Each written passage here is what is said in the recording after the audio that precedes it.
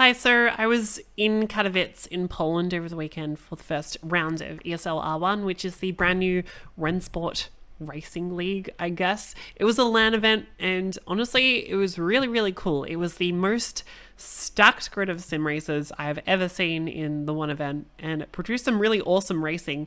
The broadcasts were huge though. Each day went for, I think, over 6 hours. So there was a lot of racing, a lot of stuff to catch, and there was probably some stuff that was missed if you didn't watch the whole thing. So I'm going to be doing a quick review of the racing over the weekend and a power ranking of each team, work out who was the strongest, who did really well in Poland, and who maybe didn't do so well. So the event itself was a lot of fun. And I think that the broadcast and the stage and the event and the crowd was really cool. It created an awesome vibe at the event. Rennsport itself as a game seems kind of a mix between all the sims, but I would say it mostly sits towards R Factor 2 at the moment. The drivers I saw driving, it was all about kind of keeping a tiny bit of slip angle on through the corners. So a tiny bit of slip, but not too much slip. It's kind of similar to how R Factor 2 works. And if you were sliding too much, you would burn through your rear tires or kind of burn through your tires. So there was a lot of tire management in the racing, lots of quarterfinals, semifinals and finals, 9 lap races at Spa and 13 lap races at Hockenheim, but it was enough that you could overheat your tires and really struggle for rear grip. The cars were kind of different and they were BOP tested. Something that I think was talked about on the broadcast, but maybe not in depth, is that each driver BOP tests a different car. So let's say you race for Porsche, you get to BOP test the Audi. So you drive the Audi as fast as you can, and then they kind of compare everybody's times and they BOP test based on that. So there's an incentive to drive really, really fast when testing the cars, because the faster you drive, you can get yourself a favorable balance of performance for your own car. Yeah, it was a fun event. Something that I noticed with qualifying, and I was told this by a couple of drivers competing. This is unconfirmed, so don't quote me on this if this isn't correct. But in qualifying, each driver would go out staggered. It was about 15 seconds between each driver. And often they'd be sitting basically on the grid on track for maybe 2 minutes or so. And when they crossed the start-finish line, their tyre temps would reset. So it would essentially just reset the tyres to the optimum state. But the brake temp, from what I hear, wasn't getting reset. So it means that drivers starting last in the order had cold brakes, basically, when they started their lap. It's unconfirmed. That might not be correct, but it might be something that, if it is true, that Rennsport will need to fix for the next event. At a LAN event, it's important about kind of performing under pressure, and by talking to a lot of the drivers there, they were all faster back home, apart from maybe one or two. So the times that we were seeing under pressure in the VRS rigs on the stage were maybe 2 or 3 tenths off what drivers were doing at home on their own rigs, which is to be expected. So a lot of the competition was about performing, under pressure. And honestly, if we look at all the drivers in Rennsport, there's a lot of iRacing, R Factor and ACC drivers. I think the R Factor drivers, seem to perform the best from what I could tell. The iRacing drivers also did amazingly. I mean, they won both days.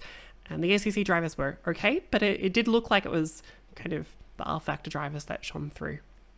Looking at the BOP, it looked like the Audi was probably the quickest. The BOP actually looked really, really tight. So I feel like it might, be kind of so-so. All the cars might be the same. And it's hard to get an accurate kind of idea of the BOP, because maybe the Audi teams are just driving better than the other teams. But the Audi did look the fastest, especially at Spa.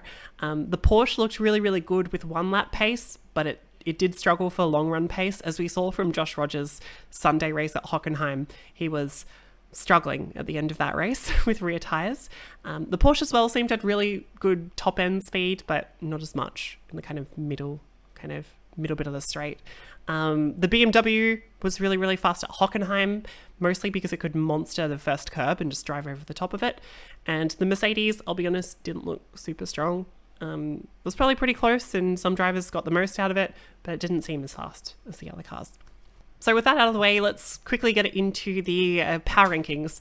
And for my number 1 team that looked the strongest in Katowice, it has to be Mousesports. A new team faced with drivers plucked from a couple of other teams, and it was really kind of led by Max Benecke, a former Team Redline driver, and he drove incredibly well. I think it was one of the best drives I've seen of him for a while. It reminded me of watching him in Pesk a couple of years ago. His drive on Saturday was pretty flawless, and it was really cool to see him emotional after winning. You could see how much it meant to him. It was really, really cool to see that. So great drive from Max. As well as that, Moritz Lohner had a really good Saturday to drive to 5th, and on Sunday he looked incredible to come 2nd.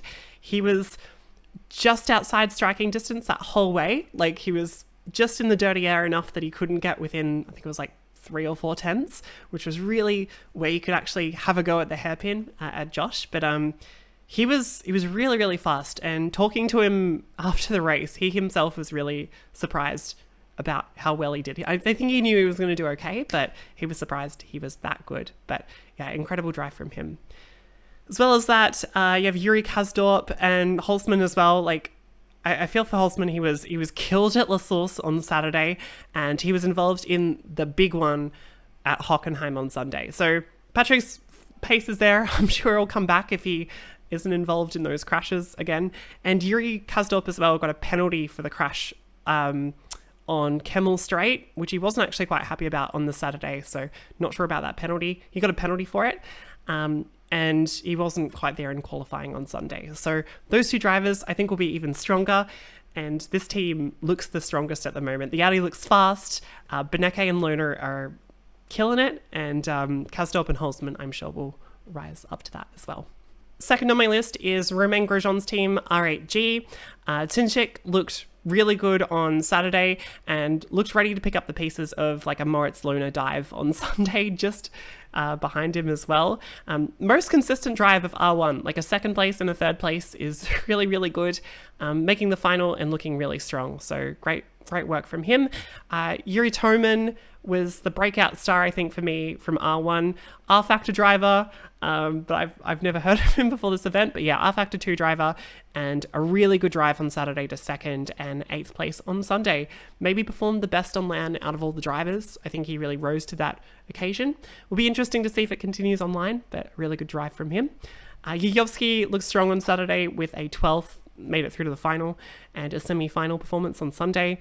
And Risto Capet, a bit unlucky not to make the final on Saturday as well. My third team on this list is actually Porsche Coanda, and as much as they weren't as consistent as some other teams, I feel like the pace is there for this team. They've just got to figure out their driving a bit. Josh Rogers did carry this team, a great drive on Saturday to 4th, but Sunday was really incredible from him winning the race. It did look like he torched his rears about midway through the final on Sunday, and he was just holding on to it for the whole second half of the race. You could see him fighting it. I was actually standing behind him during the race, and you could see, especially through the stadium section of Hockenheim, the long right-hander at the end, he would get snap oversteer like 3 times during the whole corner, and he'd just catch it, trying to get on the power. He did really good to hold on. Moritz Lohner was right there the whole way, and it was great to see him get a W. He looked really strong and looked really happy with the win. Dane Warren, I think, was the most frustrating one for me. He showed incredible pace in qualifying. He did look the fastest, and from talking to the Coanda drivers as well after the racing, it seemed like he was the fastest in practice as well. Didn't drive smart on Saturday. He was in a qualifying position, but was like fighting for the win, and eventually kind of lost it at La Source, and had a big tank slapper at turn 1 on Sunday as well, in the semi-final. He had the pace to win this event outright, and he didn't quite get it. So see if he can figure it out, calm it down. Pace is the hard bit. Driving smart is sometimes a bit easier, so hopefully once he figures that out, he'll be all good. De Jong and Backham looked strong in race pace, but not quite as strong in qualifying speed. Both of them made the semi-final on Sunday, but were knocked out early on Saturday. My next team in the rankings is Apex. I feel like they themselves talked about it in their video for ESL, and they said it to me again when I was talking to them on Saturday night. They view themselves as the underdogs in this competition. There's a lot of huge esports teams, and Apex is amazing. They're incredible in iRacing. They won the Bathurst 12-hour on the same weekend as Katowice, but they're kind of the underdogs in this competition, and I think they had an amazing first weekend. Kevin Ellis Jr. probably the highlight, 9th on Saturday and 4th on Sunday. He was the fastest on track at the very end, and he caught up to Josh Rogers in the leading pack in his Audi. Johan and Jamie Fluke both kind of made the final on Saturday, which was really good, but knocked out early on Sunday. And Peter Berryman was close. He made the semis, but didn't quite make it through to the final. 5th in the power rankings is Team Redline, and Redline, they looked good. Enzo looked really good on Sunday with a 6th in the final, and the Saturday he made the semi-final. Kevin Sickie was a weird one. He got 5th place on Sunday, which was quite good, but he was incredibly unlucky on Saturday. He did have a rig issue just before qualifying, so he missed all of the pre-qualifying practice. The drivers got about 10 or 15 minutes of practice before qualifying on the rig, just like a last-minute warm-up, and he missed all of it because the rig was getting done, and they fixed it just before qualifying. It seemed like he had a qualifying lap, but I wasn't quite sure. But basically, he was starting at the back. He had no practice, and he had another rig failure during the race as well. He wasn't in a qualifying position, so I don't think he was going to make it anyway, but he did have another rig failure. So really unlucky for him. His Saturday was basically over just because of tech issues. But he did have a big run back on Sunday to be best of the BMWs. Luke Bennett as well looked good on Saturday. He won his quarterfinal out early on Sunday. Well, he won his quarterfinal on Saturday, but he was out early on Sunday. Rietveld looked strong early on Sunday, and he battled through to 11th as well in the final. So good drive from him. 6th in this list is for G2 Esports. Isaac Price did the best result for the team with a 7th place in the final on Saturday.